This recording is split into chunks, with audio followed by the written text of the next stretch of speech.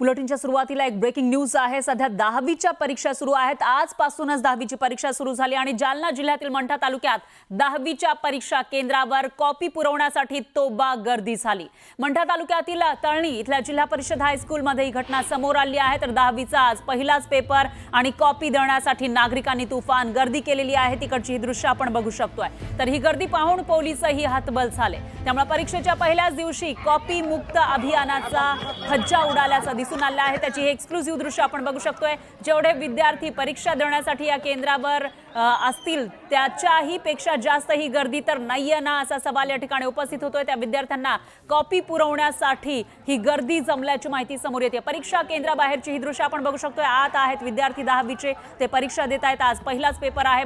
मात्र या परीक्षा केंद्राच्या बाहेर कॉपी पुरवणाऱ्यांची संख्या सुद्धा कमी नाहीये। ते कॉपी पुरवण्यासाठी इथं गर्दी करताना दिसतायत।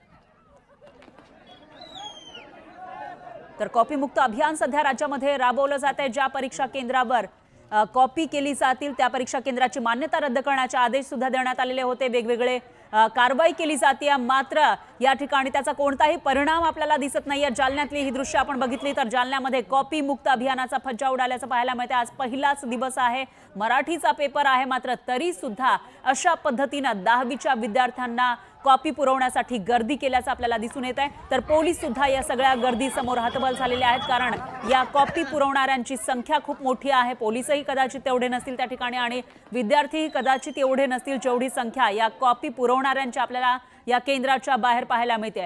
जालन्यामधली दृश्य आहेत। पहिल्याच दिवशी या अभियानाचा फज्जा उडालेला आहे। न्यूज 18 लोकमतच्या माध्यमातून आपण हे एक्सक्लुसिव्ह दृश्य बघत आहोत। तर कॉपी मुक्त अभियान सध्या राबवलं जाते। ज्या परीक्षा केंद्रावर कॉपी केली जाईल त्या संपूर्ण केंद्राची मान्यता रद्द करण्याचे आदेश होते। पण या ठिकाणची दृश्य आपण बघितली तर त्याचा काही परिणाम होतोय का असा सवाल या ठिकाणी उपस्थित होतोय।